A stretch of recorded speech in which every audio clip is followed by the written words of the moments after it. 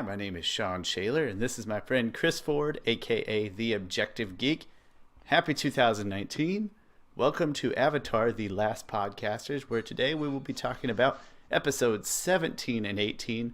We are very nearly close to the end of the first season. A couple of good episodes left. We thought these two merited pairing together. If only we could get to next week, or if only so we could get to next week one time sooner, because the season finale is a two-parter, and it's fantastic. But I don't want to sell these short. These are pretty excellent in their own right. However, first, Chris, how you doing? Doing good. I've been spending a lot of time and money on Avatar since the last time we did one of these podcasts. I like how you tried to slip money in there, like real quiet, like your wife was listening or something. You're like, I've been spending a lot of time and money on Avatar.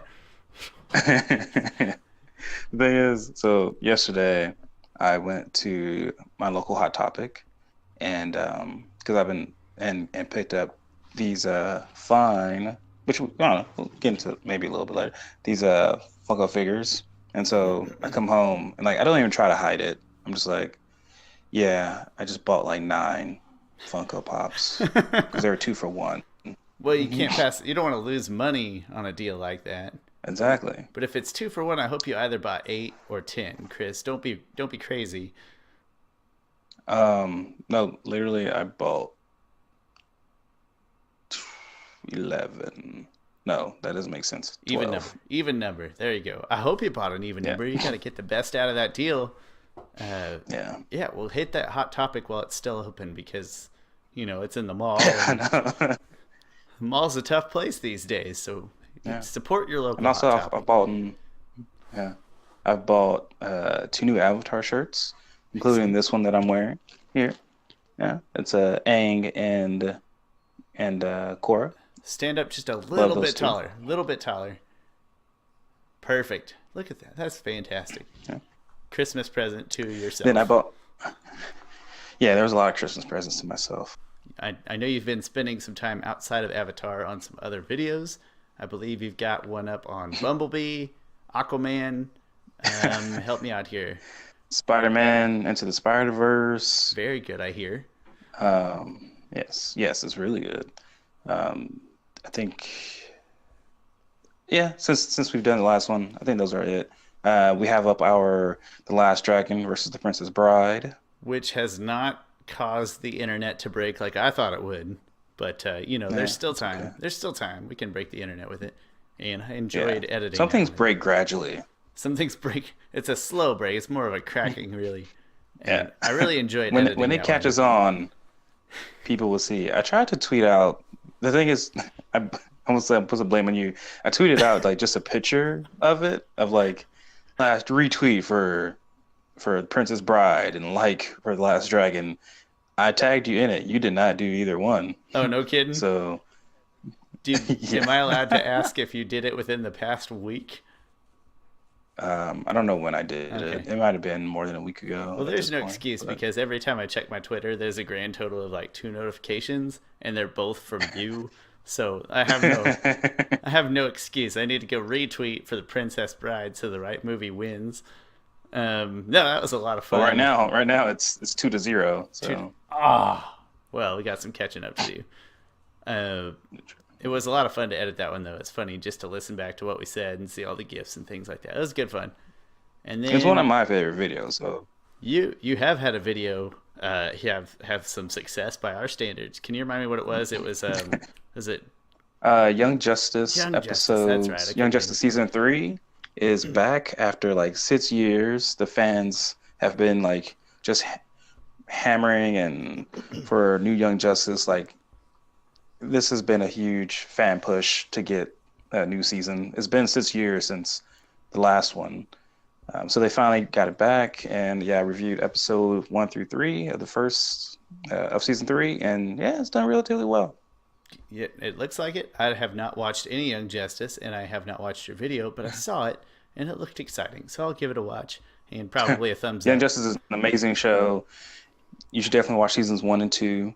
And then you probably won't be able to watch season 3 because it's only on the DC Universe app, which is like $7 a month, but it's only DC content. So It's only for $7. like really the diehard DC fans, I Yeah, think. $7 a month is more than I pay for my internet, so that may or may not be a realistic possibility. But I could watch 1 and 2. I could probably find those on a Hulu or a YouTube or something. Surely, I'll give it a try. I'll see where I can find them. Now that football season's over, I have way more time to watch stuff. And Football then season is not over. the good Chiefs are football, still in the playoffs. the good football season is over, and I'm a Chiefs fan, and I like the Redskins as well. But I'm a college football fan first, and that title game was probably the funniest football title game, maybe the funniest football game I've ever seen in my life. That was fantastic. So congratulations, Clemson. Here, I did note Last Dragon versus Princess Bride. A lot of fun to make. I think we've got a couple other ideas for sort of one-off episodes in the future that I'm pretty excited about as well. Maybe between seasons 1 and 2, we've got a couple ideas we'd like to try. And then finally, Happy New Year. Chris, I don't believe in resolutions that well. Neither do I. And I didn't think that you did for the same reasons. But I did basically for the same reasons. But I did make one, not resolution for New Year, but something I do need to do better. I've got to start drinking more water. I drink like no water, which you only drink water. You drink water and 2% milk and sometimes skim milk when I slip it in and you don't notice. And I need to drink. That's never happened. That's what you think. Cool. We'll have Roberto verify something for me there. And then, but I had to drink more water. So I give in. I sold out. I made a New Year's resolution, but hopefully it's a new lifetime resolution. I got to drink some more water. So that's my thing. That's my New Year's spiel. Happy 2019. We lived. I wasn't sure at the beginning of 2018 if we would, but we did. So good for us. And that brings us to cleanup. It's been a long time since our last Avatar episode, but if you have cleanup from Avatar, Last Dragon versus Princess Bride, any notes you got to drop? Oh, one thing that in our no one watching this cares about the Last Dragon review, but I care. I failed to mention I care that Bruce Lee caught a bullet with his teeth at the end of the movie. We did not mention that, but that's fair. Like they set it up, with Sho'nuff saying, catching bullets with his teeth, and then at the end of the movie, when gosh, I forgot his name, Eddie Arcadia, I think his name, which is a terrible name, is like, forget all this kung fu mess, nothing like a gun, and he shoots him, boom, thinks he's dead. He gets up and he's smiling. He got the teeth and the shines and everything. He caught the bullet with his teeth. Well, you know what? Wesley basically was raised from the dead. So, I don't know. I think that's cooler, personally. I know he wasn't completely dead. He was only mostly dead. But it was close. That's probably my favorite scene in The Princess Bride is the miracle pill scene. That's good stuff. And what's his name? Billy Crystal. It's a small role, but he knocks it out of the park. Billy Crystal, yes. Not really clean up there. We'll just get our last barbs, barbs. Our last Avatar episode. I don't remember that well. Other than that, it was a 2-parter. I want to say it was Bato and the fortune teller. Is that? No, that was one before. I think this one was Zhong. Oh, Bato and the Deserter. That's right. Okay. So yeah, those are pretty good, clean episodes. We didn't love the Bato episode, but we did love the Deserter episode. Yeah. Go watch our episode of that. Quick plug. And then the synopsis. Hey, that was a synopsis. The last episode we saw was with Zhong the Deserter, and Aang's trying to get this former firebending high-ranking official to teach him how to firebend. And long story short, he decides he's never going to firebend again at a very inopportune time. So they start heading north towards the North Pole, which brings us to our current episode called the Northern Air Temple. So, Chris, I'm going to let you take it from here. All right. So, Aang, Katara, and Sokka are listening to some stories at this campfire that apparently a lot of people go to. Like, I don't know, a lot of people met up. And this old man is telling stories about airbenders and how they glide through the air, they fly through the air and everything. And he calls them something else, and I don't remember what it is. Because he doesn't call them airbenders. Cloud he calls Walker? them Maybe? Skywalkers or airwalkers or something like that, yeah. I don't think it was Skywalkers. Wouldn't that be hilarious, though? It was something different that didn't give away that it was airbenders. Like, Aang had to interpret that it was airbenders, and misinterpret in this case. Yeah. I don't remember what it I was. don't remember either. But it does. The story does make Aang feel good. Like gives him a more of a sense of pride of being an airbender and makes him remember all of them. And he goes to him and gives the guy his thanks. And then he says, "Oh man, your grandpa must have been like, or whoever must have been like, 100 years old or something, or it must have been a long time ago." And he's like, "No, grandpappy saw them yesterday or something." And then he's back there and he waves as this insane looking old Yeah, toothless yeah. man. Yeah. It's a good scene. Good kickoff. So then they go exploring the Northern Air Temple, and they do seemingly seems like to Katara and Sokka's eyes that there are airbenders there. There are people flying on gliders. But Aang can tell even from a huge distance away that no, they're not flying; they're just gliding. And so you come to find out that some refugees has come to the temple and they've pretty much remodeled the whole freaking thing. And the temple is all remodeled, like it's all like gas pipes and everything just going throughout all the walls. So the temple used to be, a spiritual place where the airbenders had, their statues and hieroglyphics and stuff. And to Aang, like this is his culture. Like this is technology just getting in the way of his culture. He absolutely hates it. Like he says the line, "Oh, I forget. We meet the kid, Aang and him have a dance off, if you will. No, they have an air battle, or pretty much a dance off in It's a there. sky dance off. Yeah, it's a sky dance off." And you meet Teo, who is in a wheelchair, which this show does a great job of showing people with disability, showing all kinds of people, and that how it's not a disability at all. They're just unique in that sense. But he's also great in the air, and he kind of shows them around, and Aang is just kind of really mad and upset, understandably so. Like I understand Aang's angst at all of this. This sounds like a pun. Aang's angst. Yeah, you feel bad for Aang because especially when he sees up there people flying.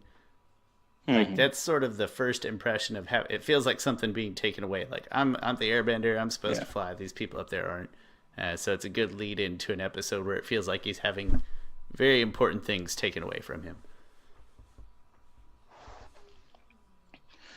Yes, yeah, and these people are refugees, and I think it makes like Aang can't feel entirely bad about it because he comes to find out the father, who kind of is the head of this whole refugee, because he's the mechanic, the mechanist who makes all of these machines and he makes all of these air gliders. Like he says, like, yeah, we're refugees and we're here and we found this wonderful place and we thought we can make it our home. Like, what else was this temple being used for? So like, it's great that they like you can't argue with them being in the temple. They can make the comparison to the hermit crab, and that's kind of, or well, they don't compare it yet. I'm sorry, they just pick a hermit crab up because Katara is trying to make him feel better, and it's kind of touching. She just points out that the creatures living there now are the same creatures that have been living there for 100 years, and so she's just trying to help him feel like, hey, there's still a lot of the things that you knew and loved. The foundation is still here, and it's being put to good use. So that's kind of a touching scene as well. Yeah. Interesting thing about this temple is that it shows back up in Legend of Korra, and at that point, the refugees do. I feel like I'm spoiling the end of this, whatever. The refugees do move out. I don't know where they go to, but they're no longer there. The Air Nation, the newly Air Nation, where there's air acolytes. Air acolytes are air nomads who don't have air bending. They just kind of watch over the property there. You guys can live with us, but good luck trying to fly. Yeah, and they teach their airbending philosophies and everything. So, and then eventually the temple gets burned down. So. It's a spoiler alert, but not for a long time. People will have forgotten it by then. Yeah. Long time to go till that spoiler. And it's really sad. So the next scene though kind of highlights the first point in the episode, which you realize it's going to be a Sokka episode in a sense, or we're going to get some good Sokka development. And that's when the father, I forget his name, the father, the machinist, the mechanical genius behind all this, shows Sokka this room full of natural gas and explaining that a problem that they have is that they can't. It's very dangerous. Obviously, it's highly flammable, but they can't ever tell when there's leaks. And the first time he discovered there's a leak, he almost lost his eyebrows and stuff. And so it's just right away you can tell that Sokka's really engaged with this guy and kind of two peas in a pod, getting along very well. So we're getting a Sokka episode. That's pretty exciting. Yeah. Yeah, Sokka's had a pretty good run. Yeah, the past few. And my roommate in college, she was like a, I don't know, geology major or something. I don't know what you call those. Not geology. Oh gosh, that sounds really like geology. Rocks. No, whatever major about rocks and that's earth geology and stuff. Yeah, you got okay, good. I don't feel stupid. Like, I think this was the episode that he started to fall in love with Avatar because he was like, "That's a real thing. Like, it's a real problem. Like they in real life, yeah. Like they actually, and whenever they, figure out how to deal with it, which we can, whatever, I'll spoil right now, and how using like smells and everything to find odors is like, yeah, they do that in real life." So he really liked this episode. Nice. Yeah. So after that, one thing to note: there's no Zuko in this episode. I think just take a little break before the things really ramp up. Yeah, not this one. Yeah, and I mean they're kind of just chilling out in the temple, and Teo teaches Katara how to fly, and Aang, experiencing Teo really embodying the spirit of an airbender, he really comes to like him and come around to him. So much so that he's willing to show him this room that they think has never been touched before because it takes an airbender to open the door. So then they go there, Aang opens up the door, and you find out that there's just it's all red, which was a good contrast to the outside. And you find out that the machinist is making weapons for the Fire Nation.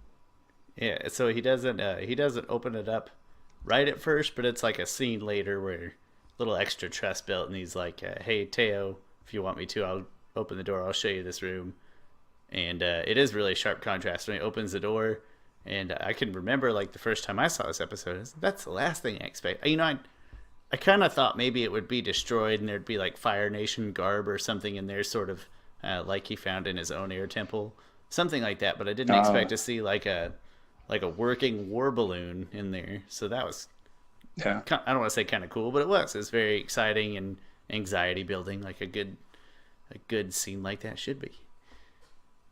What's interesting about that is that, so in the Fire Nation, all the Fire Lords have like these portraits of them, and in it kind of shows like what their reign as Fire Lord was, what their reign as Fire Lord, what made it important, or what was significant.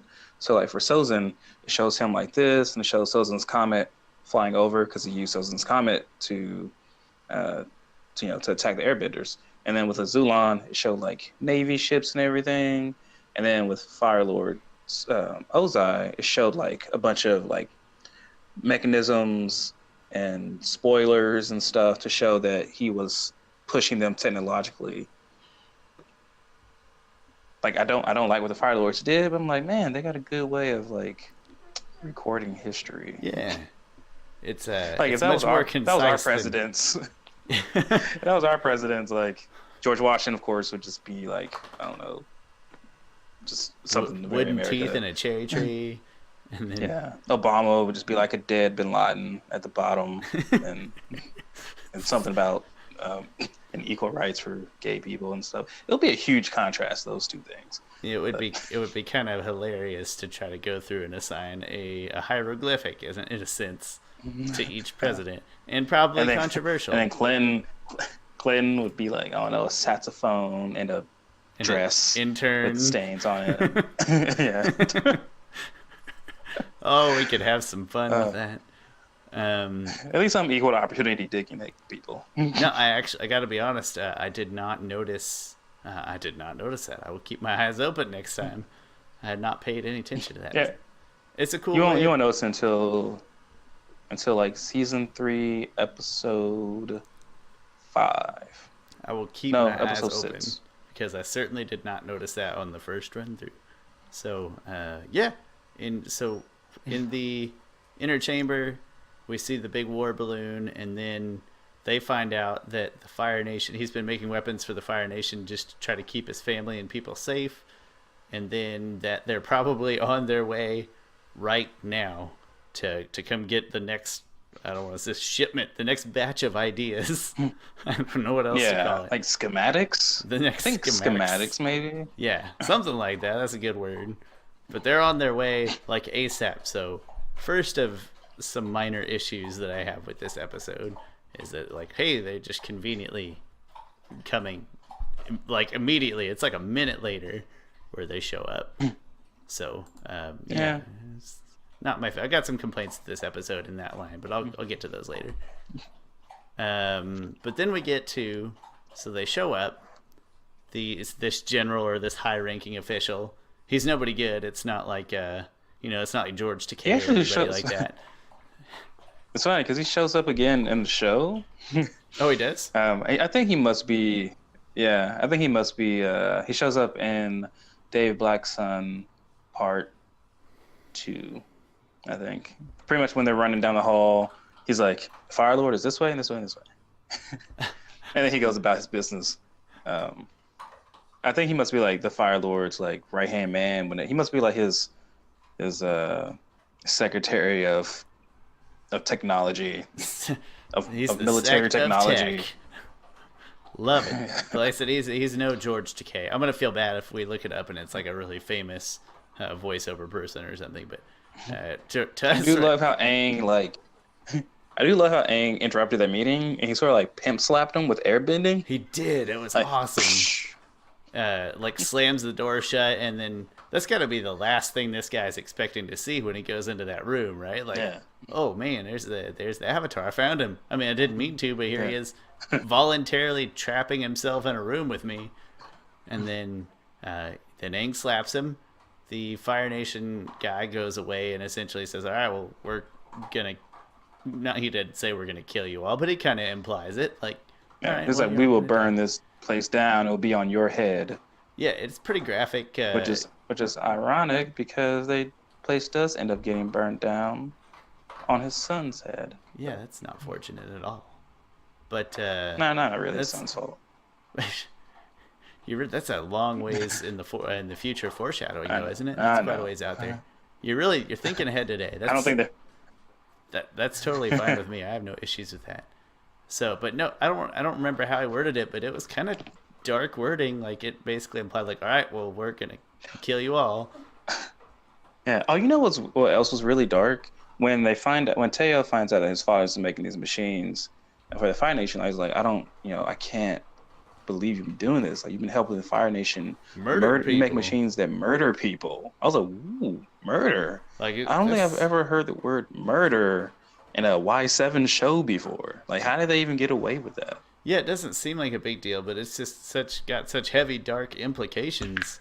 I'm a little surprised myself. Like it's one thing to say, oh yeah, the Airbenders are gone because the Fire Nation wiped them out. Something about saying we killed them or wiped them, even killed them, though, I think just doesn't sound as bad as we murdered them. This sounds so. I think murder. One thing murder is all about, like, intent and guiltiness. Like, a cop. Oh no. Bad example. Soldier can try again.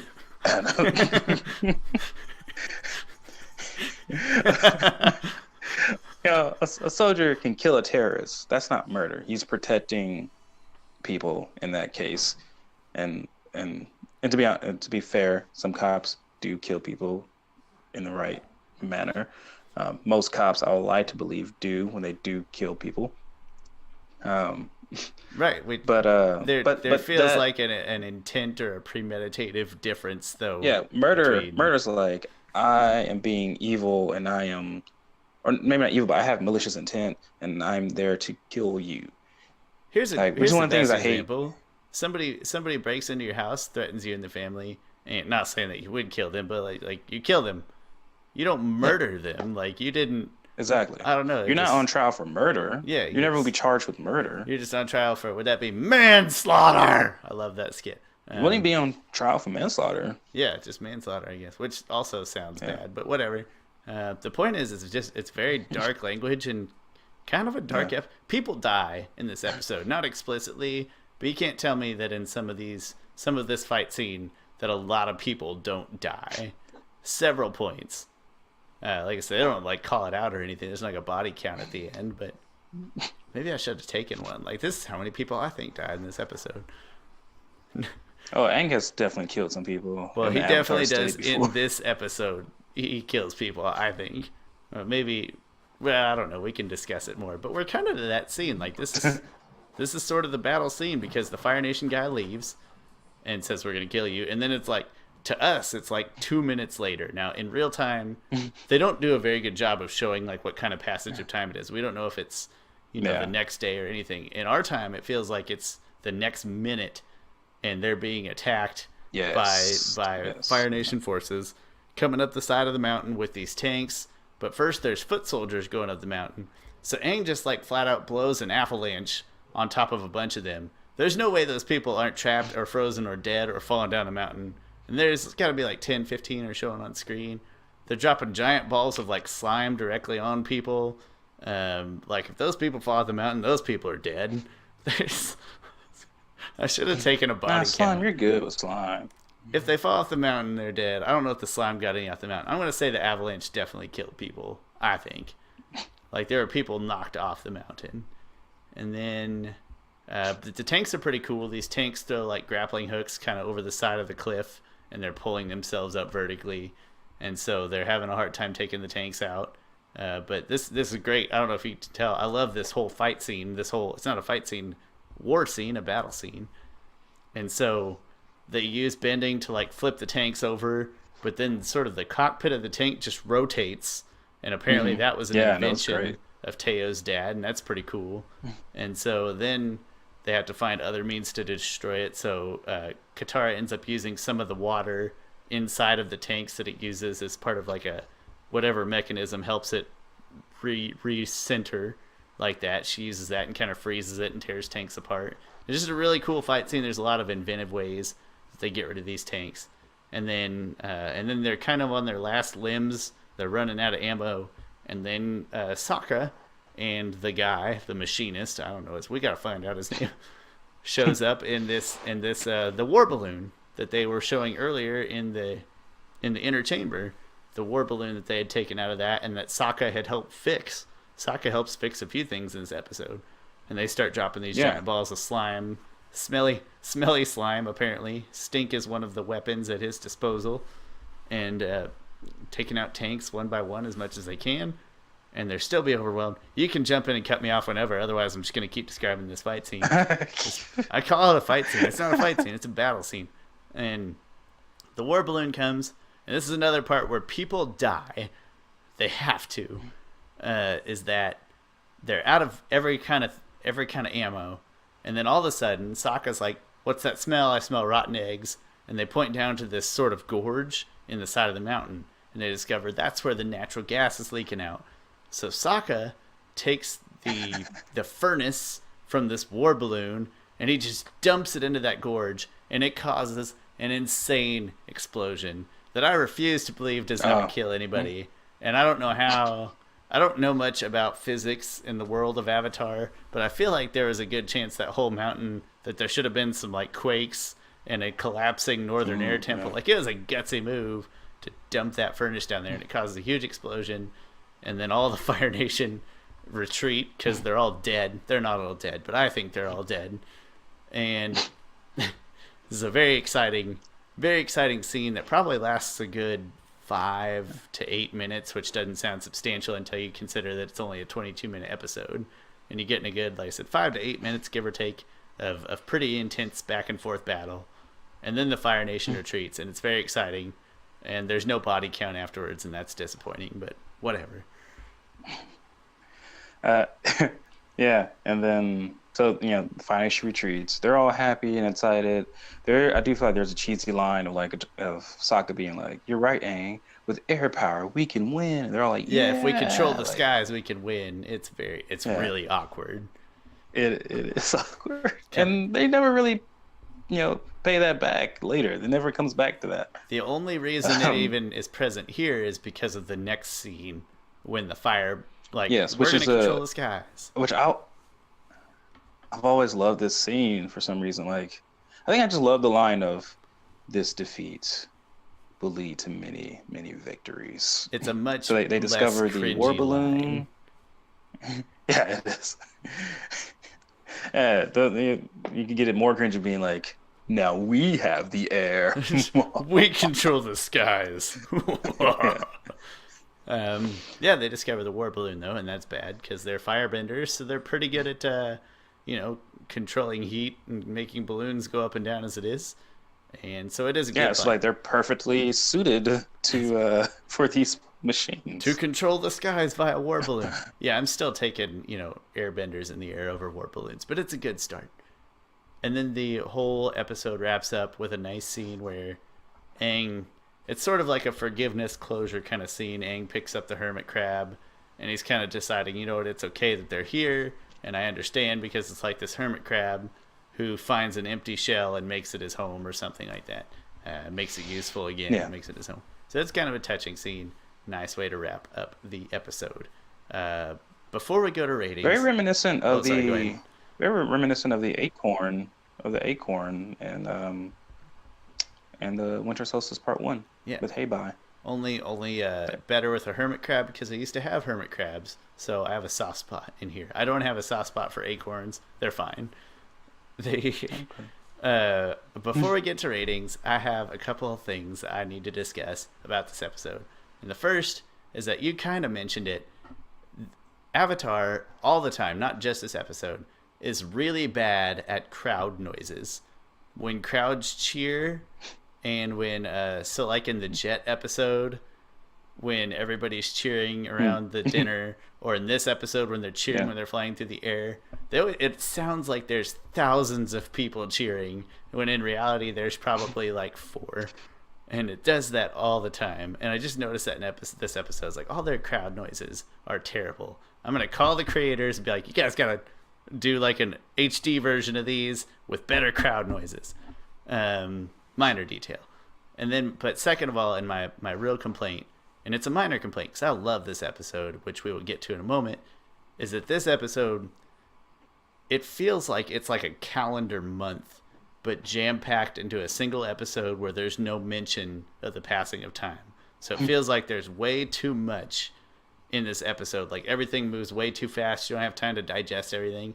It's almost like this episode, if you could have given it a little more impact and a little more sentiment, that it could have been stretched out into 2 episodes. Maybe. That might be a stretch, but kind of a thing that kept running through my mind of this episode as well. Things are moving real fast when it maybe didn't have to.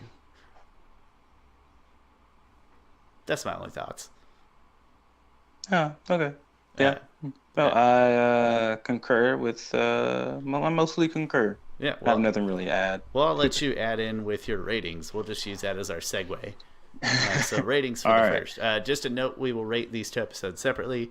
Unlike 2-part episodes, which I believe we decided we'll rate those as one. But in this case, we're going to rate separately. Oh shoot, I'm sorry. So audiovisual, I gave it a 7.5. Yeah, it was fine. There was a random scene between the Mechanist and oh yeah, and I looked up.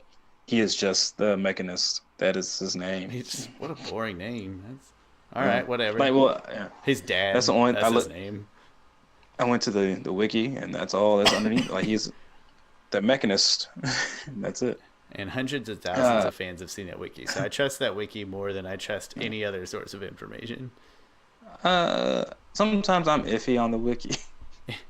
Like I need, like I go to the wiki first, and then I go to the sources, and then if I look at the source, I'm like, no, that's not what that source said at all. Or this is like one time I went to something and it was just a loop, like it just went back like up to it, or it would just go to like episode 1 of this season. I'm like, that didn't happen in that episode. Cite your sources better, kids. Come on now. You can do better than this. Yeah. I'll get on the wiki. We'll And start so fixing some things for fun. I tend to trust the creator commentaries and the actual things that are in print or on the show. There are some things I don't know if I can trust in print. Like, there's one, like, shadow bending is a thing in one of these books, but I'm not sure if that's canon or not. It doesn't seem like it should be. That sounds like some But Peter Pan nonsense right there. I don't know where that came yeah, from. Which yeah, I book don't is know. that in? It is in. That's not even a substance. They're just making. It's just a ploy. They're making shadow puppets on the wall and just calling it shadow puppet, shadow bending. It is in this the Lost Adventures book. Interesting. I can pull it up real quick. But yeah. Just Okay. Yeah. just a Before, bunch of there was the one hocus scene that I pocus. really liked of when the Mechanist and Sokka is like looking through that peephole. For some reason, I really like that visual. Don't know why. This is a good scene. You cover your mouth and your nose and your ears and all that stuff, and just expose your eyeballs to this natural gas, which probably doesn't actually hurt. Yeah. So I give that a 7.5. For story, I also give it a 7.5. I was very on 7.5 for some reason. You were. I don't know. Yes, I you mean, were. the story, you could do without. Well, actually, you can't really do without it because it has huge ramifications for the future. I In just the think grand scheme of things, it doesn't feel all that important. It's not that you could just wipe it out, but it doesn't. yeah, you feel can't wipe out. progressive You either. need. I guess if the Fire Nation like showed up with big airships, would I question it all that much? Really? I just be like, oh, they got some guy who Somebody, they got or some they who figured came it up out. with the Like they're like, technology. hey, when you heat balloons, they float, and then they figured it out. Yeah. They really should have their Yeah, own so it might not be that scientists on important. this. But I mean, the story was fine. The thing I do like about the story is that it kind of displays that war, often pushes technology forward. And so it's kind of although technology brings about a lot of great things, but it often can come from something terrible. And then on to memorable, also give it a 7.5. I can honestly always do I don't necessarily look forward to this episode. I can sometimes do without it, but I always watch it. That's interesting. And obviously, that brings your total to a 7.5. A 7.5. Weight it however you want it. It's a 7.5. Well, Chris, I love this episode. And aside from my complaint earlier, which is pretty serious, I like this episode. To me, is a few steps away from being one of my favorites. It's a few big steps, but it's like got most Oh, of the wow. things that I look for in my favorite episodes. So audiovisual, I gave it an 8 because there's a lot of contrast in here. You get some Fire Nation colors. You get the contrast of opening up those doors, and then you see the big war balloon in there. There's some great action in the battle scene. It's maybe not as good as some of the best fight scene, but it is a great battle scene. I love seeing all the tech work. There's a lot of detail in this episode, so even to the point of like having the seal around the door where the natural gas is, or like the broken hieroglyphics on the wall and those sort of things. There's a lot of great sort of individual visual tidbits and musical or sounds in this episode. So not outstanding, but 8. It's good, very good even. Story, I would have given it much higher, other than my complaint earlier, which it just feels like there's too much put in here. In the grand scheme of things, maybe it doesn't feel that important, but as a standalone episode, this is a very exciting, fun, action-packed episode of Avatar. So I'd rank it higher if they found a way to maybe trim out some of the fat, like trim out the first part with the Airbender stories. Like maybe I don't need that. Maybe I need more. They just go to the Northern Air Temple because they're there. Like I don't believe that. Aang sees that they're close and they stop off. Whatever. Trim out some of the fat. Give me more detail in this story. Flesh things out a little more. Because standalone, in my mind, this is one of those episodes where it's like you want to see some good Avatar. You go watch this episode. It's very exciting. But I do have those complaints. That holds it back to an 8. And then memorable, I go 7.5 because I do occasionally forget about this episode. Since it is one of my favorites, but I think memorable, comes into play here in the sense that since it doesn't have a huge impact in the grand scheme of things, those tend to be the memorable episodes, and this one doesn't, but it's still good. So again, very high on this episode, like a few steps away from it being among my favorites. As it is 7.9, that's probably upper half. It's maybe close to upper echelon, but it's upper half for sure. And that gave us an average of 7.7. That's a good episode. Nothing wrong with 7.7. That's a good score. And that brings. If you want to know about the Shadow Bender that I was talking about, there it is. That just seems more like Hocus Pocus than bending to me, like trickery of some type. What does shadow bending do? That's. I have a feeling that this is not canon because there's a lot of short stories in here, and it breaks it up between book 1, 2, and 3. Huh. Then there's 2 other stories, and they're just like bonus stories, but they're in the end. They're just like, they're just bonus stories. Also, because in the story, you're trying to recruit people, and they're like, oh, here's Anali, the Shadow Bender, and then here's this one kid who has a special earth bending or just sneaking attack, and then one kid has a dragon made of rocks. And then one kid's power is that he can bend cookie dough. So yeah, I'm gonna say not canon. Does it have a Nickelodeon logo? Like, does it have the Nickelodeon stamp on it anywhere? Well, it's in this book. This book is it's a legit Avatar book. Does the book have Nickelodeon or Viacom labeled on it anywhere? Oh yeah, I'm pretty sure it does. I mean, things in this book is Nickelodeon. Huh. Well, interesting. I think just a random story. They probably didn't sign off on it. They're just like, yeah, you can make the book. It's fine. Yeah. Just put it in the bonus stories. Well, they signed off on this book. Like, things in this book is like I don't find any contradictions with it, except for I don't find any contradictions for it. Actually, there's some really cool stories in here. Speaking of cool stories, nice segue, by the way. I posted this picture here of Legacy, which is one I believe you said you got for Christmas. That's your current one you're working on? Current one you're reading, I mean? Is that accurate? Yeah, it's not a long... Yeah, and it's not like a comic book. It's just a book that Aang wrote to Tenzin, his son, just to tell him about his culture and his story and everything.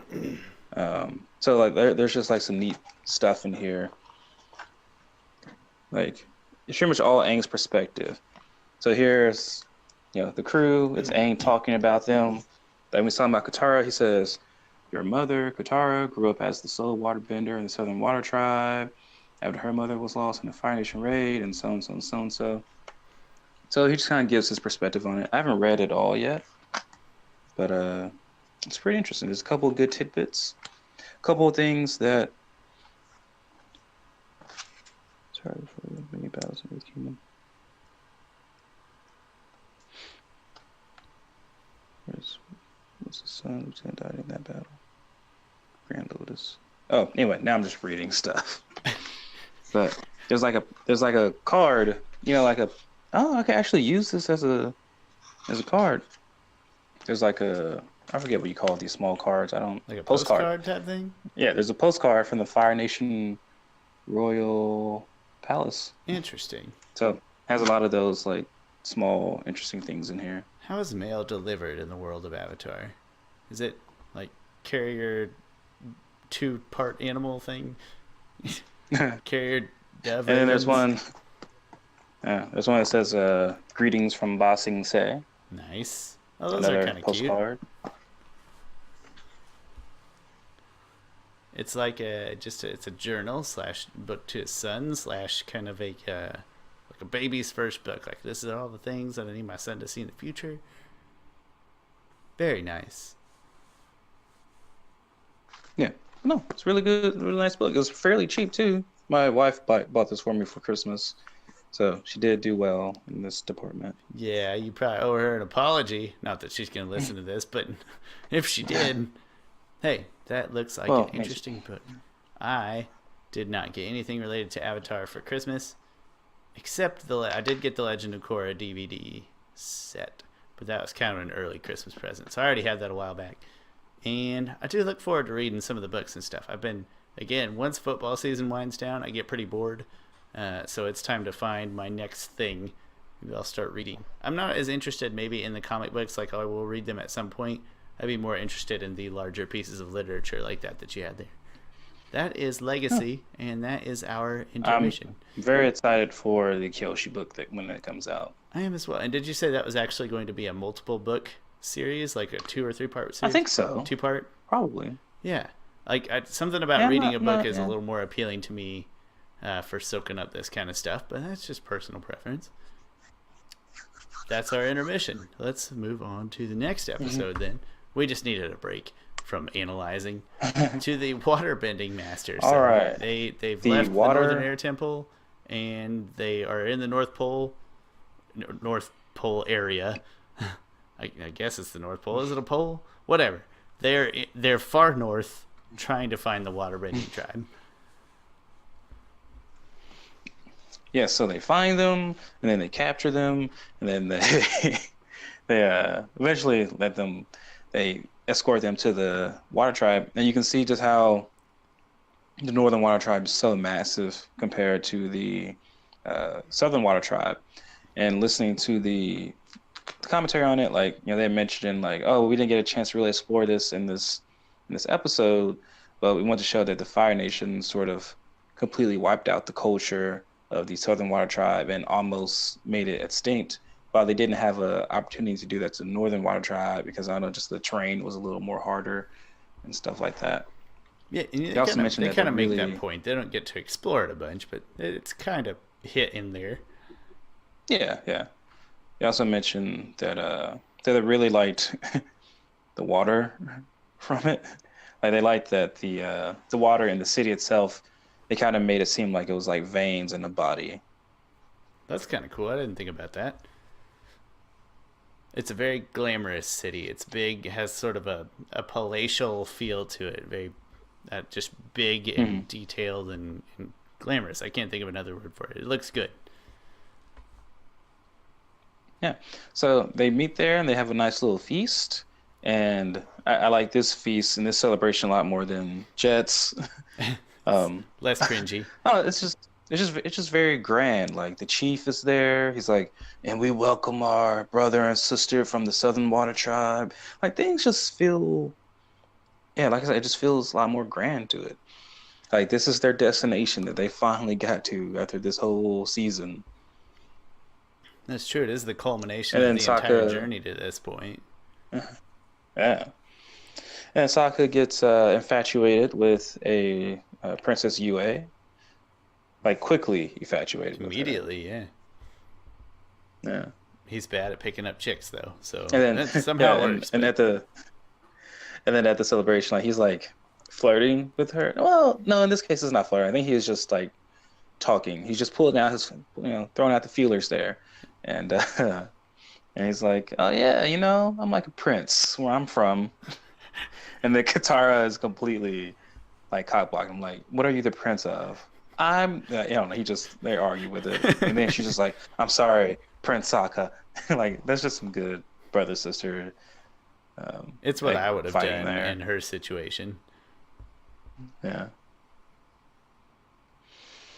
Then we cut to Zhao. And what exactly happens with Zhao in this part? So in this part, they just show Zhao kind of coming aboard Zuko's ship and saying that we're going to take all of your troops because we need a massive invasion for the North Pole, or the Northern Water Tribe. I keep saying the North Pole. They ever even say the North Pole? I don't think so. But he just says they need a massive invasion because it's such difficult terrain that they haven't been able to crack, and that's his rationale for taking Zuko's troops to find the Avatar in the Northern Water Tribe. And that's really all, but they give a lot of good exposition in here. Although while he's there, he's in Zuko's room and he notices the 2 broadswords. And like he quickly realizes like I love that he puts it together in his head of like, wait, these are 2 broadswords.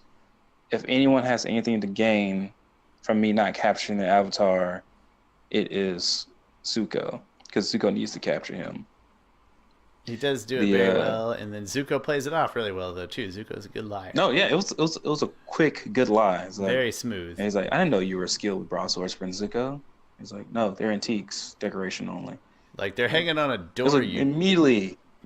Yeah. a-hole. Yeah, does it look like I use That them? was like the perfect lie. It was immediate and it made sense. That's how you lie. It is. It was well done. Good job, Zuko. Yeah. So It's funny and interesting short, that quick the scene, but an important one in a couple of sentences. Sentences. so I listened to commentary. I watched the episode twice in like 3 hours ago. One just watching it, then one with the commentary on it. Also, I have rebought the whole entire season again on DVD, so I can get more commentary. The thing is, I still think there's episodes missing without commentary. Anyway, They're out there or somewhere. I'm just crazy. They're out there. No, you They are. dreamt them. That's how big a fan you are. You dreamt producer commentary. Of commentary. It's like but the when you creators speak mentioned speak Spanish, you start dreaming in Spanish. You've just done that in the cinema world. well, the creators mentioned that like Zhao and Zuko are vying for the same thing. Not only is it the Avatar, but they're vying for the attention of the Fire Lord. And I never looked at Zhao that way, like as if he's like kind of this forgotten child of like, no, I need the attention of the Fire Lord type of deal, which makes sense because, or like, I want to make the Fire Lord proud. I want to please him and everything and look good for him, which makes sense because when he captured the Avatar, he was like, oh yeah, send all these glowing testimonies of me to the Fire Lord and and everything. It makes sense because he's just doing it to climb the ladder.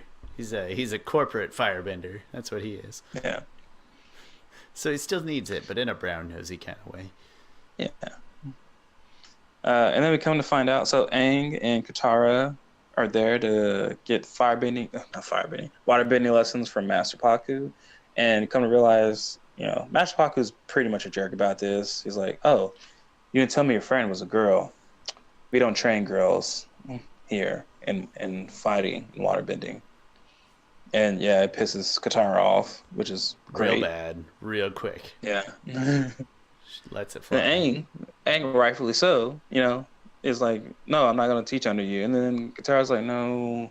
Like, she puts her frustration aside and says, you have to learn waterbending. And then so it's not just they won't teach them. I think it's a step further because, like, no, women are healers. Like, it's not just they won't teach women. It's like, no, women have a role. It's over here. Yeah. You go over in that building and talk with these old ladies. Yeah, it's like telling a woman, you can only be a nurse. You can't be a cop. Right. It's not saying you can't be a cop. It's like you can only be a nurse. That's it. Nothing else. Yeah. So that, to me, that seems worse. Maybe I'm blowing it out of the water there, but she loses her temper real good. But then she goes into the tent where they're teaching healing, essentially, and she meets a lady that knows her grand. So it's kind of cute. Something good happens. Yeah, connected to her Gram. Yeah, because, and this conversation starts off weird because the lady, I forgot her name. I don't know it. I don't remember. She's like, oh, who's the lucky boy? And then Katara's like, what are you talking about? And also in the eyes of the viewer doesn't know this either. And she's like, oh, your betrothal necklace. Like, you're engaged to be married, aren't you?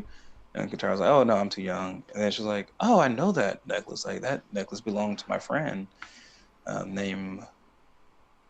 Gosh, I don't know. I was like, Kana? Kana? That sounds right. Yeah, Kana. Let's go with that one.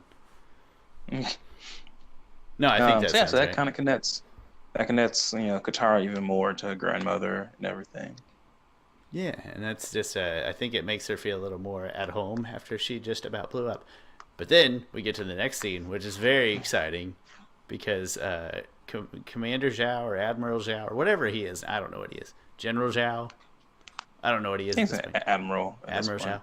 He happens to be talking with these pirates who Aang made angry earlier this season, and he essentially... And Zuko. Oh, I'm sorry. Yeah, and Zuko.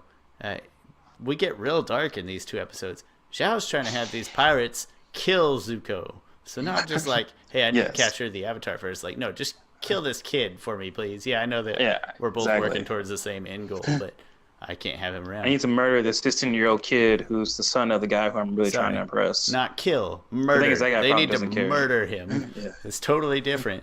And so there again, it's a very short scene, but it's And they're all cool with it. very impactful.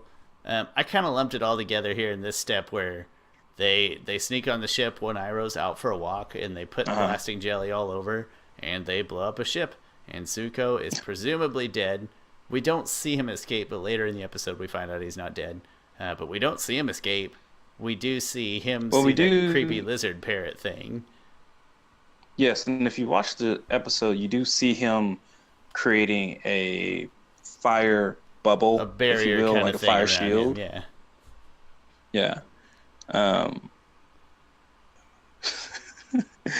um, and then he kind of gets blown out of the window You and can sort onto of see the shell probably into out the window, water. yeah.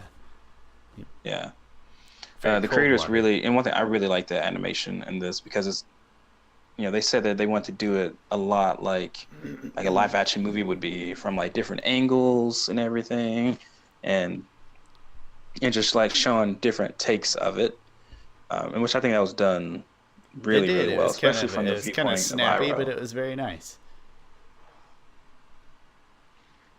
Snappy as in like it was very fast cuts, but in an action movie kind of way. Yeah.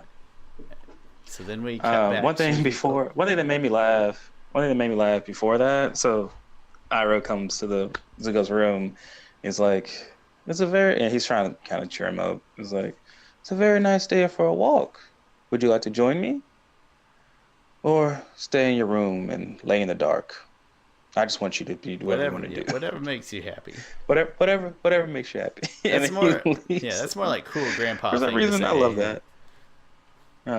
For some reason, I really love that. It's- That scene. That's cool grandpa stuff to say. Like, I know he's Uncle Iroh, but that's what my grandma, like, hey, you should go outside and play. Or you can sit there on the floor and play your Game Boy, whatever makes you happy. Like, that's grandma talk right there. It's good stuff. And then we cut back to the Northern Water Tribe, where Sokka is trying to make good on this date that he set up. Yeah, I like how it's a good pickup line. Like, hey, do you want to do activities? The thing is that activities is so freaking vague. It sounds That- kind of dirty when he says it, honestly. He's like, you It want to do does an a little activity? Like, what kind of activity you got in mind, son? She's like, listen, I got a ring on it. I can't be doing these activities. That's basically Also, what she's happens 16, on the bridge. No, actually, she doesn't. Is that there where he finds out? Or is that later? Yes, It's there. it's on the bridge. Yes, Got it. No, see, I think he runs away Yeah. and then he's confused. Or she runs away and then he's confused. And they're sitting in wherever they're staying, the hotel or somebody's house. And he's trying to explain to them, like, 1 minute she's all over me, and the next minute she's running yeah. away from me. Which is He doesn't know yet. yeah. So they do that activity. They do that activity together. She's like cuddling up to him and stuff, and laughing at his stupid jokes. I guess that's what girls do. Birds and the bees talk right here. That's how girls do it. They laugh at your jokes. Even especially when they laugh. Funny. But then she like runs away from him, and there's a great scene of like Aang and Katara and Sokka all being miserable at the same time. Oh, that's And he's like, love Princess Yue. And Katara's like, Master Paku, he won't teach me. And then Sokka's like, well, why don't you just get Aang to teach you? Okay, so when I watched this with the commentary on, the creators was like, you know what I really love about this scene? So Katara's standing up, trying to like figure out what to do. And they're like, I really love that Momo is really paying attention to her as if he's really listening. And so if you watch that, Momo has his eyes straight on Katara, just like looking at her. Like as when you're if talking he's animated like to the following along. dog, and the dog feels like he's Yeah. chiming in. I know that look. Yeah, so that made that scene like way funnier to me that I wouldn't have really noticed. I definitely otherwise. did not notice. That's fun stuff. It is worth noting. First of all, they kiss on a bridge, and it's a decent kiss. It's not like a peck. It's a decent kiss. But then, so yeah, and Sokka's like, "Why don't you just have Aang teach you?" And so Katara's like, that's genius. Then everybody will be happy. And he's like, Yeah. well, I'm not happy. She's Yeah. like, you're always unhappy. And then that's it. They just leave. And I was like, that's painfully true. That's how it's good burns are the true ones. And that one hits home. Yeah. So, no, I don't think he knows yet that she is betrothed. I think that's coming up. But anyway, this is cool because then Master Paku Ooh, sees... I like what you... I love this part here. But Master Paku sees Aang teaching her outside. And he says, Aang, I'm not teaching you anymore. And she explodes. And I think it's the next day. I don't think it's the same day. I could be wrong. It's the next day. I think and it's they're the kind next of on morning. and they're kind of on trial in a way, like trying to make their case that Aang should still get waterbending lessons. And then she's like, what am I going to do? And she just explodes. And she's like, I'll be outside. Fight me if you're man enough or something. Like, she just drops the line on him, and it's amazing. And we get to easily the best part of this episode, in my opinion. I have a thing for fight scenes. Yeah. And everybody's definitely. opinion. This is Like, a decent this is- episode, but this is the core here. This episode took Katara from being like unsure. Like, she grew so much in just these past couple of episodes. Like 3 episodes ago, Katara could not do this type of waterbending. No. And Katara's waterbending, I feel like, often comes from her emotion. Well, and even her and it healing just shows too. you, Like, like, her she is- healing probably kind of comes from her. She's very compassionate, right? And that seems to flow together and pushes it out. And Yeah. her water bending is fueled by her horrifying rage. But there's just such great animation, such great fight choreography in this. Like, the whole thing is done well. I think my favorite one is Katara, like, she gets pushed into the pool, and she raises like a cylinder, and she just like throws these discs at him. Yeah, It's very. it's really good. And he has to, like, movie time, slow motion, step out of the way of one trick style. That's good. And stuff. then, like, one of them passes him by, and he sees his reflection in it. Like, That's it's done so good. That's important because other than that, you get the sense that he's in control the whole time. Like, you don't feel like Katara's winning. Yeah, but you feel like you feel like she has a chance at winning. Like, okay, all right, Katara, just keep digging in there. Well, Like, you're not winning now. I think at that part, that's when you feel that way. Like, when he has to, like, sidestep it, like, he almost dies. Yes. Not that he would have died. But that's the part where it kind of gives you up, like, hey, this is actually kind of serious. Because otherwise, I think you're supposed to feel like she's not in control, but like, she is a fighter. She's going to keep going until she can't go anymore. It's a really good point. The creators were, gosh, just name dropping creators all day.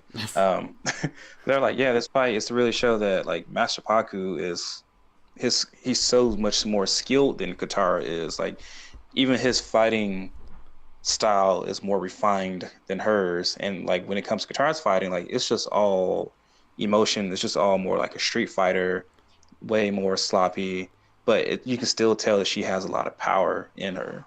She's like a raging teenager button mashing on any fighting game, but it's working. Yes, yeah.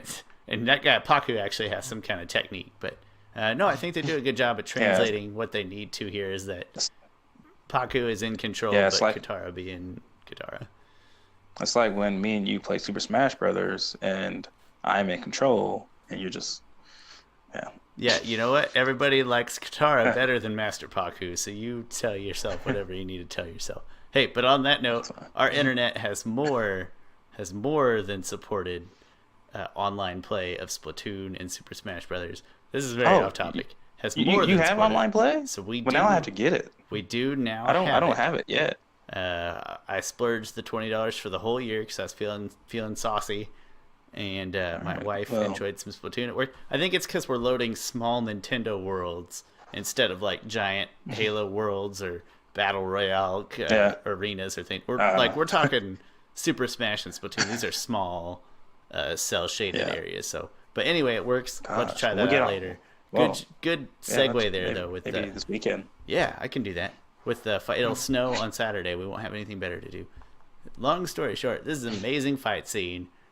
Master Paku eventually does get the better of her, but, like, he gives you the feel that there's a respect there. Like, he even says a few things I don't recall exactly, Yeah, he's like, you are a skilled waterbender. And she's yeah, like, but you still want to train me? It's like, no. Like nope. he is yeah. But this good. There's growth within the scene, and it's a great fight scene. She ends up on the losing end, but with Yeah, no I mean, shame and whatsoever. his attack is so great because he like lifts up a ball of water, turns it into ice. So you think, okay, he might just throw a ball of water on her, but no, he like splits it up into a bunch of like blades, and they all come crashing down on her. Like he is so skilled that he pinned her to the ground Mid with bend. in yeah, individual blades. Like he didn't, I don't think he probably cut her at all. Like that's how freaking skilled this guy He is. very specifically said, "I'm not going to hurt you," and I think there again, I think they did a very good job of saying of And like showing some of the like kids, how precise and skilled. Oh, here more yeah, and crowd noises in this one, more bad yeah, cringy crowd noises. and some of the kids think like one kid turned away thinking that he killed her. It's very dark. I'm telling you. Like No, it's cool. Master Paku like was two very days very ago, two controlling. days ago it was like welcome our brother and sister to now we killed our sister. We can, but thankfully, her necklace falls off while she's still talking trash, even though she's trapped. And then he picks it up, and I'll let you take it from here. It's important stuff. I'll let you Yeah, handle you it. kind of find out that he was the one that was engaged to Gran, but she ran away because to she did not like arranged marriages. Like she wanted to pick her own, choose her own love of her life, To and quote so she moved Katara, away. all But these he always stupid still customs and loved her. laws, I believe, is what she said. Yeah. She's pretty pointed about it. Oh, yeah. And so then, right at that moment, once he picks it up, like the creator says, like, "Oh yeah," and right at that moment, the ice melts because his heart melts at the same time. Oh, well, that's Like deep. they said it jokingly, but like they're dead serious about it. Wait, if they got me going, I'm about to lose a tear right now. Yeah. I mean, that's deep. That's deep, deep like water. And so then Um, there's not too much left in the episode other than yeah. that they show that Zuko not only escaped the blast, but that he and Iroh kind of had this planned the whole time. Uh, Well, I they, don't think they had planned that he would get killed almost. I don't know about that part, but we definitely the next thing that we see really is Iroh agreeing to go on this mission with Zhao, and then Iroh runs into a foot soldier out in the hallway that turns out to be Zuko, and they're essentially Mm. plotting to use Zhao to get to the Avatar, and it gives you the feeling that like I kind of felt like they sort of knew. Maybe they didn't know the explosion because Iroh's emotions seemed genuine earlier when he was worried about Zuko, but that from that point on, like they're getting back at him. Like they at least knew that it was Zhao that did it, and they're gonna play him up and Yes. make this work. So that's Yeah, some they good definitely know shit. that. So again, I have a feeling quick. they don't know that they didn't kill him because at one point in a couple of episodes coming up, like Zuko's angry at Zhao that he tried to have him killed. Yeah. So and maybe not because I said Iroh's emotions But seem like genuine too. once So once Iroh finds Zuko, they then form that plan of like, all right, you disguise yourself as a soldier. I'll go ahead with his plan and help him out. And yeah, now our plan is going to success. He doesn't suspect a thing. He thinks you're dead. and they know that Zhao did it for sure. So that's probably the biggest key takeaway there is they Yeah. on Zhao's tail and now they're using him and that's pretty funny. And then at the end of the episode you get this nice feel good session where Aang shows up for his lesson and Haku says something like still waiting or just you or something like that and then Katara shows up and they're going to learn how to waterbend and that's exciting. So a very cute Yeah. end to a very emotional episode I think in a couple of ways. So when Katara and Master Pac are fighting, it's like morning time essentially. And at the end of the fight, Yue runs off, and then Aang says, "Go get her." So, but then you cut to the net scene, and it's dark outside. So when the creators were commenting on it, they're like, "And it took Sokka all day to find her." Hey, it's a huge Yeah, castle or whatever it is. It's a huge community. yeah. Just getting their point across more. And with that, let's get to some ratings. Ratings number 2 here. All right, audio visual gave it a 9. I thought this episode did so many things well. I think it handled a lot of the Fire Nation scenes really well, from the explosion to all the different cutscenes there is to just a lot of close-ups on Zuko's eyes. I think in those little parts it was done really well, and of course the fight scene was done amazingly well. So 9 out of 10 on that. Story gave it an 8. I think there's probably a little bit more build up here. I mean, the story is a lot more focused on Katara, but she has come such a long way from being that helpless girl in episode 1. Like, her character has come so far, and just to reiterate the fact that Katara doesn't stand for any of that. Like, this is a great girl power episode, but it's not that preachy. So it's the right balance good, there. empowering for everybody. Yeah. And then, yeah, it's not nearly as like girl powery as the Warriors of Kyoshi one, even though that one's not all that bad either. It's not, but there's It's a not all difference that here. This preachy. one feels individually empowering as opposed to sort of Yes. pandering to a group. Yeah. And then memorable, 9 out of 10. I love the fight. And it's mostly the fight that I love. Like, I just always have to watch that fight because it just completely displays how far Katara has come. Like, she wasn't a BA until this moment. Got some real respect for her firepower right now. Yeah. Rounds out to a nice even 8.5. That's a good solid episode. Yeah. Final thoughts there? Oh, it's a really good episode. I think that's gonna hit in pretty high up your list for season 1, if I'm not mistaken. 2 things for me. First, I was really harsh on this episode, and I don't know why. I'm not I like this episode. I don't have any problems. But the thing number 2 is that I do have a theory. I'll wait till I get through my ratings to give my theory. So audiovisual 8 is very good for all the reasons you mentioned. There's not a lot of diversity here. It's mostly just Water Tribe stuff, but what's there is very pretty. Not a lot of dynamic sounds or noises other than the fight scene. Story, that there's not really a standalone story here. It's all sort of exposition buildup. It moves, like it goes some places, but the story is standalone by itself. Not all that exciting, but there's a lot of important information here. And then memorable 8. If I could take one thing back, I think I would give memorable higher, just because it's such an important episode in the grand scheme of character development from Zuko and Katara. A little bit of Aang and Sokka, not to the same extent, but it's a very important episode. If I could take it back, I would definitely bump my memorable up. But it's too late. It's in the PowerPoint. That's final. And that rounds it to a 7.6. And this brings me to my theory. See, I don't, like I said, this is that's probably mid-tier episode for me. Maybe slightly above mid. I think my theory. A lot of these that we're doing a lot of these that we do kind of a flip a lot of flop. episodes that we bunch up into into 2 episodes. Yeah, we flip flop. Yeah, it is kind of funny, and I think like my theory kind of plays to that, and that's you tend to value a little more the grander story, the bigger picture. See the whole season or all 3 seasons put together, and how things build and impact in that way. I have a much more narrow focus, for better or for worse. I'm not trying to chastise myself or you or anything, but I have a much more narrower focus of that. Like the last episode was appealing to me because I felt like as a standalone episode, it was such a good exemplar of what Avatar is as a whole and why you should watch Avatar. So it's sort of a scope, maybe, I think means different things to us. And I think you prefer a larger scope, and I'm more of a smaller scope. No right or wrong there. I think that's just how we value things, but it's interesting. Long story short, this one came out to an 8.1, which on our cumulative ratings is still very good. That's going to wind up very high on our lists, and that's a good thing. And there's a lovely shot of Princess Iwe, lovely looking cartoon lady. Way to go, Sokka. And she does come out in the end when Sokka finds her. We kind of forgot to mention and say it's because it's not for the reasons you think. It's because I'm engaged. That's like at the very end of the episode, kind of. After Sokka looked for her all day. I think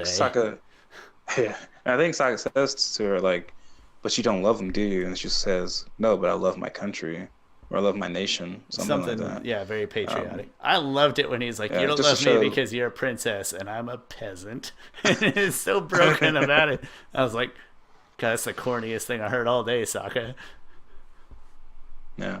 And they, you know what, they do build this relationship up fairly well, I think. Like I Yeah. can believe that you become real smitten, real quick, and these like flirty things, that Sokka does, and their reaction to each other.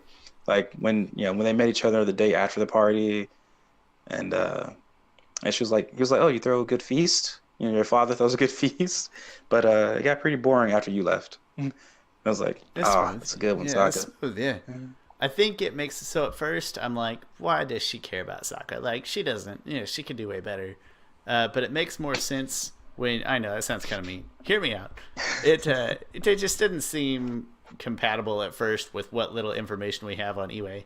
But then when you meet her betrothed later on, it makes more sense that Sokka's kind of the anti him, like the rebel against what I am promised to. Like, it makes more sense to me why she's attracted to him to Yeah, Sokka good at point. that point. I think in this episode, it's like, Sokka, come on, you can do better than that guy. He's a peasant. He's a lowly peasant. But long story short, yeah, nice. A couple of feel good episodes, like a little maybe more emotional, like things. I don't know, things cranked up here in these past few episodes, or at least these two compared to the previous handful. These two are sort of far more that emotional, I guess. Not sure what a good word would be, but things ramp up. We're getting exciting. Final Yeah, it was thoughts? good. Yeah. Final thoughts? It was really Anything? good. It's a very good introduction for Princess Yue, who plays a big role later on.